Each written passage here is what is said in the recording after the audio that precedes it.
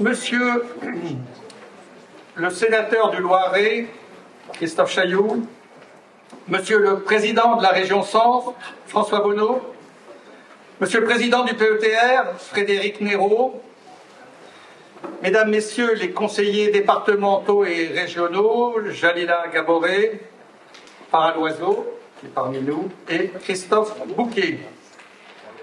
Mesdames, Messieurs les élus, maires de l'agglomération, élus de l'agglomération, Monsieur le conseiller du Césaire, Luc Bellière, Mesdames et Messieurs les représentants des autorités civiles et militaires, je salue Madame la commissaire et représentant des pompiers, Mesdames, Messieurs les responsables d'associations et de syndicats, j'ai vu en tout cas des responsables de la CGT, de l'Union locale CGT, l'Union locale UNSA, il y a peut-être d'autres syndicats que je n'ai pas mémorisés, et solidaires. Mesdames, Messieurs les bénévoles des associations et des comités de quartier, Mesdames, Messieurs les chefs d'entreprise, chers enfants du CME, Mesdames, Messieurs, chers amis, tout d'abord, je me dois d'excuser un certain nombre de personnalités, Monsieur le sous-préfet, Monsieur le président de l'AME, Monsieur le DDSP, les maires de Vimory, Montargis, Villemandeur, Conflans, Amilly, Monsieur l'IEN, le commandant du SDIS, mais qui est représenté aujourd'hui, et Monsieur Pietre, le directeur du Chinson, et Monsieur le Juste pour Valoir Habitat. Et bien, à tous les autres qui sont présents aujourd'hui, à vous toutes et à vous tous, chalétoises et chalétois, merci d'avoir répondu à mon invitation et à celle du conseil municipal. C'est toujours, évidemment, un grand plaisir, une grande fierté pour mon équipe et moi-même de vous accueillir pour cette cérémonie traditionnelle des vœux. Je vous souhaite donc à toutes et à tous une bonne et une très bonne année 2025. Si vous avez regardé le document qui a le diaporama qui a défilé, mais aussi peut-être l'exposition qui est à l'entrée,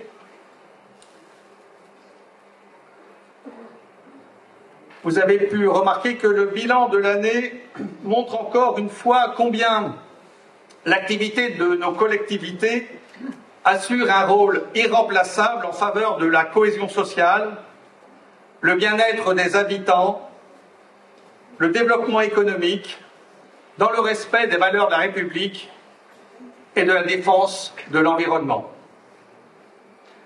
Je profite de cet instant pour féliciter et remercier évidemment les agents municipaux qui mettent en œuvre au quotidien le service public local dans des conditions parfois difficiles. Je profite aussi pour dire qu'il faut défendre, il faut protéger le service public à la française. Il n'a pas d'équivalent dans le monde. C'est la garantie d'exception française dans un monde qui ne sait pas où il va. Et puisque, depuis quelque temps, nos dirigeants et nos technocrates cherchent des poux dans la tête des communes, permettez-moi de faire quelques commentaires sur l'actualité, d'autant que ces vœux sont les derniers vœux de la mandature où je peux encore m'exprimer librement.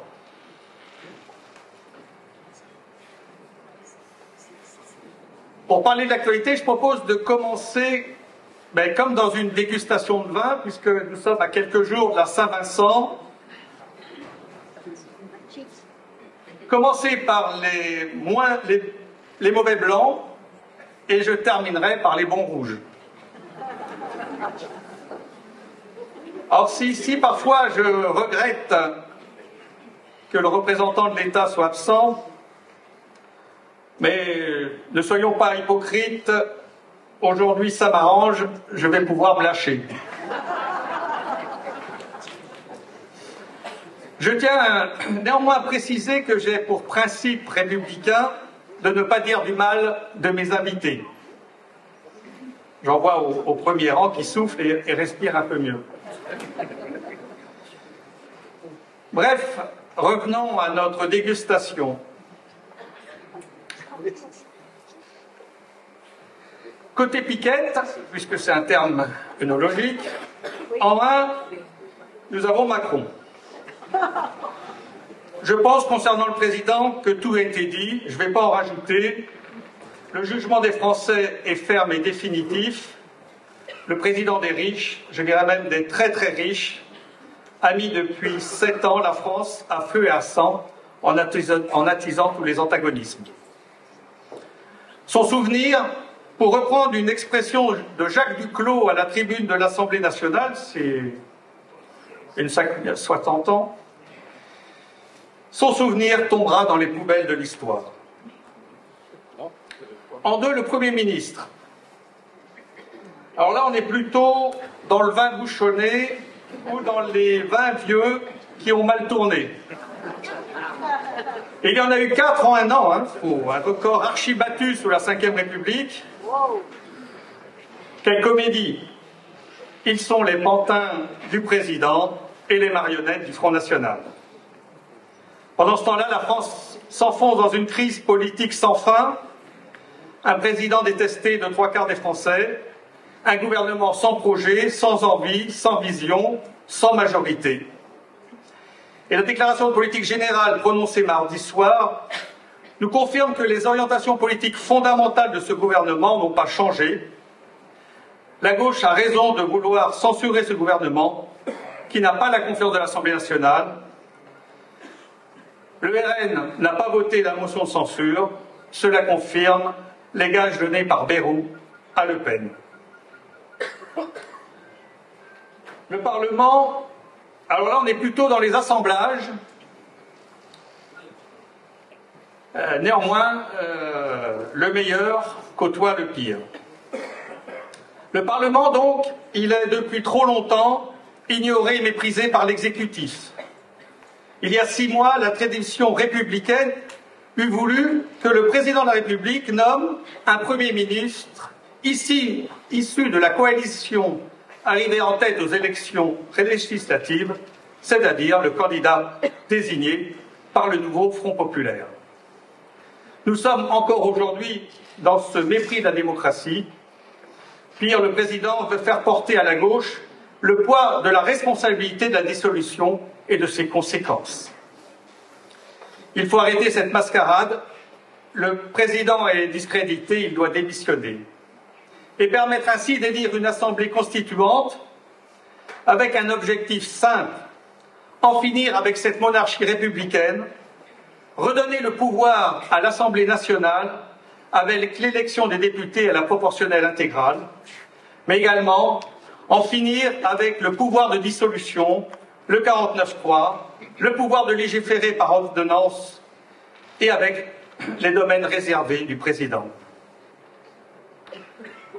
La démocratie a besoin d'un grand bol d'air, la jeunesse a besoin d'espoir, les syndicats et partis politiques ont besoin de respect et les entreprises de stabilité réglementaire. En bref, la France a besoin d'une 6e République. C'est la 6e République ou la poursuite des aventures, notamment militaires, pour faire diversion et fracturer encore un peu plus notre peuple. Au niveau international, la France doit retrouver le rôle qui était le sien depuis le général de Gaulle, retrouver son indépendance et faire entendre une voix différente à l'ONU. La voix d'un pays non aligné, d'un pays qui n'est pas aux ordres des Américains. La France doit sortir du commandement intégré de l'OTAN. La France doit porter une diplomatie de la paix et je suis certain qu'elle sera écoutée et suivie par de nombreux pays dans cette démarche. On va maintenant vous passer un... C'est ça? Pour souffler un peu. Vous réfléchissez un petit peu à tout ce que je viens de dire. Là, on va passer un petit diaporama, il y en a pour quelques minutes. Que je vais pas... C'est le bilan des 4 mandats. Je ne vais pas le commenter, vous l'avez sous les yeux, de 2001, 2002 jusqu'à 2024.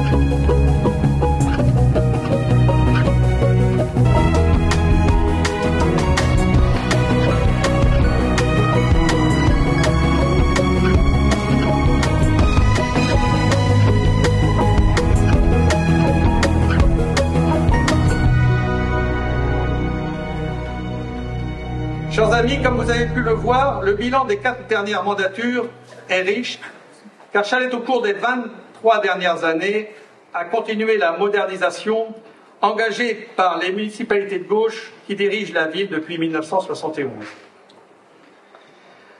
Ainsi, si mon intervention ce soir ressemble à un testament politique, il faut le prendre comme tel.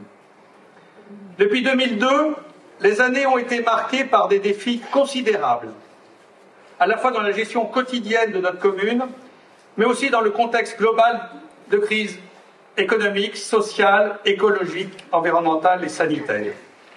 Malgré tout, Challex a gardé au cœur les valeurs qui sont le fondement de la politique municipale: solidarité, justice sociale, culture de paix et engagement pour l'intérêt général.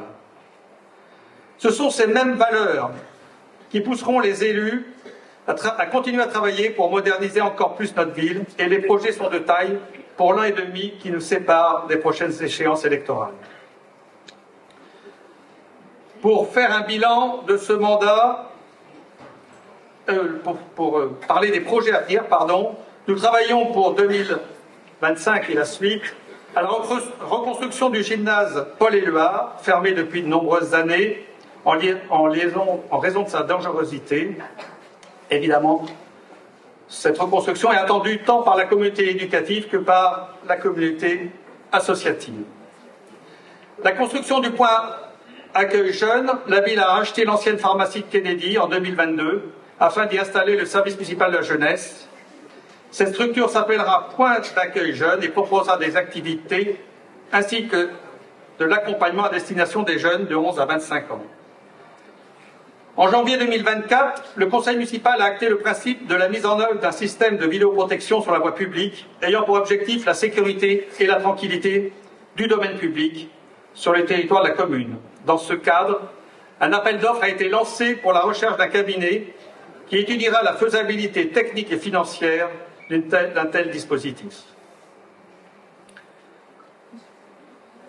Toujours pour 2000, j'ai dû aller trop vite pour le diaporama.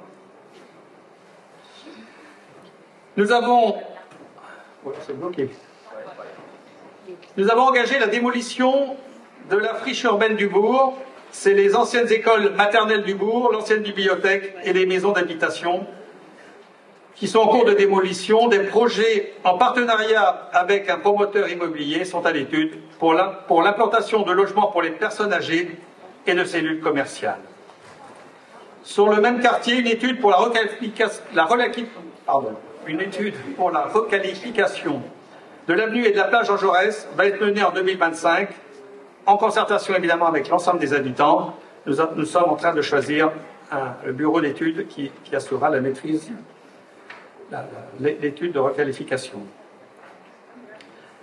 Avec la reconstruction de la maison de quartier de la Pontonnerie, la ville porte encore les stigmates des émeutes urbaines de 2023, puisqu'une partie de la maison de quartier a été incendiée et l'utilisation de cette salle est devenue dangereuse. Les services municipaux ont travaillé tant sur le plan administratif qu'assurantiel pour que le dossier avance et que les travaux puissent démarrer rapidement. Ces projets sont tous importants car ils contribuent aux Chalettois et Chalettoises un service public de qualité adapté à leurs besoins. Toutefois, la réalisation de ces projets nécessite d'importants financements. Comment aujourd'hui les collectivités territoriales peuvent-elles envisager leur avenir alors que le projet de loi de finances prévoit, alors il n'est pas déposé, par-dessus qui est sur les tables, une nouvelle cure d'austérité pour la fonction publique. Le gouvernement planche donc sur un nouveau texte avec pour base de travail le projet de loi de finances initiale déposé par Barnier il y a quelques mois. Il devrait, nous dit-on, moins saigner les communes, car l'effort qui leur serait demandé passerait de 5 milliards à 2,2 milliards d'euros. En réalité, le nouveau gouvernement va demander un effort de plus de 7 milliards d'euros si on s'en tient aux documents qui sont sur les tables.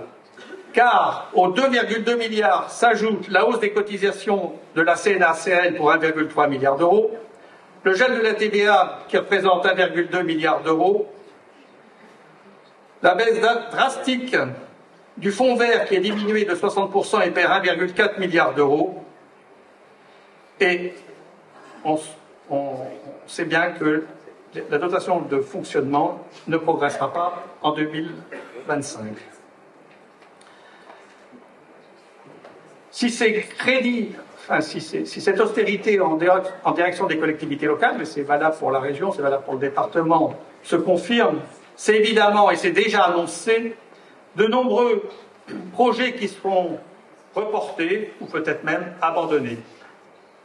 Pourtant, je voudrais un peu insister sur cet aspect-là. L'argent existe pour répondre aux attentes des Français. Les seules entreprises du CAC 40 entreprises, il y en a des millions en France, ont versé à leurs actionnaires l'année dernière pas loin de 100 milliards d'euros de dividendes. Ces 100 milliards d'euros, c'est l'addition des budgets alloués par l'État à la santé, la justice, l'éducation et la fonction publique. D'après Challenge, le magazine, les riches n'ont jamais été aussi riches. La fortune des 500 grosses fortunes françaises s'élève à 1170 milliards d'euros, somme jamais atteinte jusqu'à ce jour, soit une augmentation de 17% en un an, toujours d'après le magazine Challenge. Si on se place au niveau macroéconomique, d'après l'INSEE, alors tous ces chiffres, vous allez sur Internet, vous les avez immédiatement. Le patrimoine économique brut de la nation s'élève à 58 977 milliards d'euros. Si on retire de ces actifs bruts les actifs financiers de ces actifs bruts financiers et non financiers, le passif des agents économiques, c'est-à-dire le passif des ménages, des entreprises, des administrations, le patrimoine net s'élève à 20 000 milliards d'euros.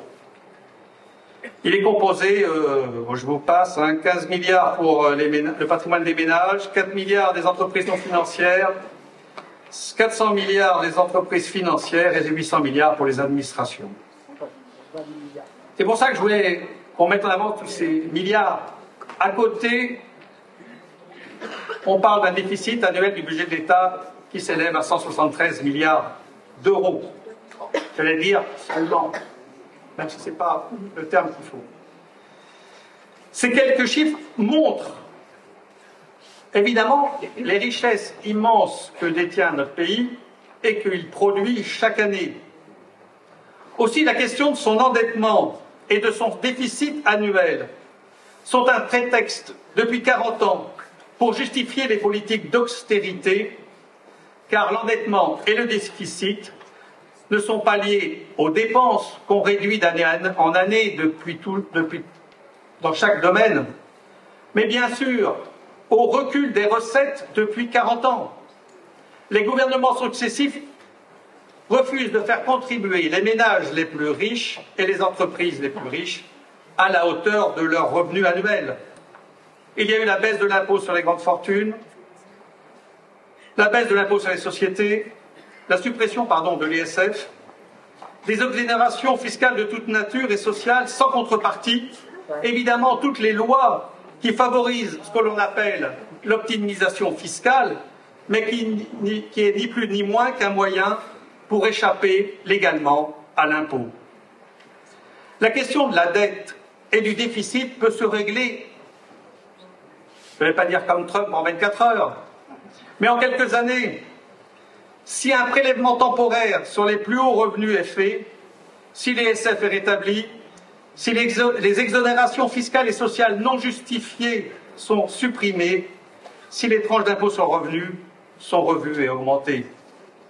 C'est pour cela, chers amis, que nous devons refuser d'entendre les discours d'autorité concernant l'austérité qui ne sont justes ni socialement ni économiquement.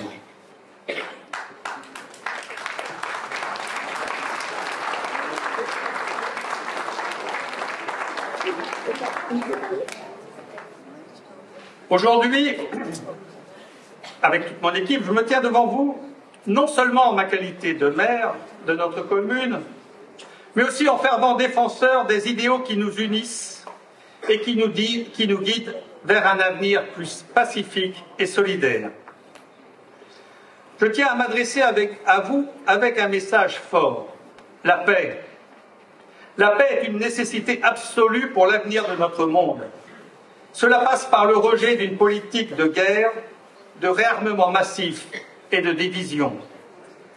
L'ONU a défini la culture de la paix en 1999 comme suit.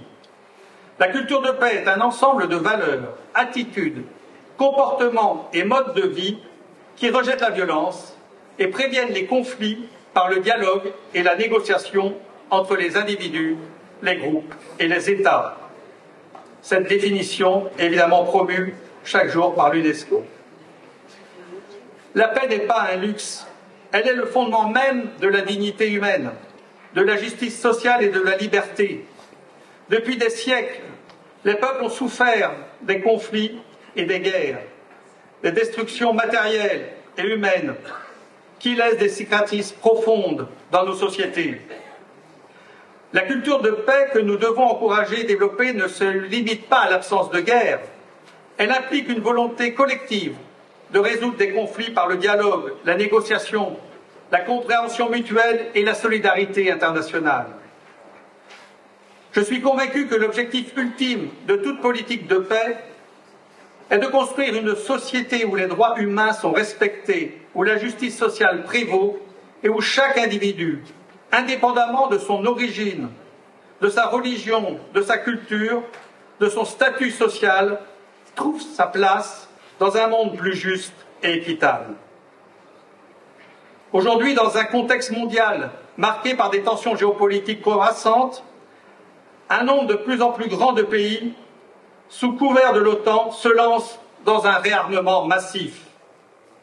Ce réarmement, loin de garantir la sécurité, ne fait que nourrir la spirale de la violence et des conflits. L'armement nucléaire, les armes de destruction massive, créent des situations d'instabilité qui rendent notre monde de plus en plus dangereux. Les guerres du XXIe siècle ne sont plus menées seulement sur les champs de bataille, mais dans les esprits, avec une propagande incessante et un appel à la peur et à la haine. Alimentés par des réseaux sociaux aux ordres des milliardaires américains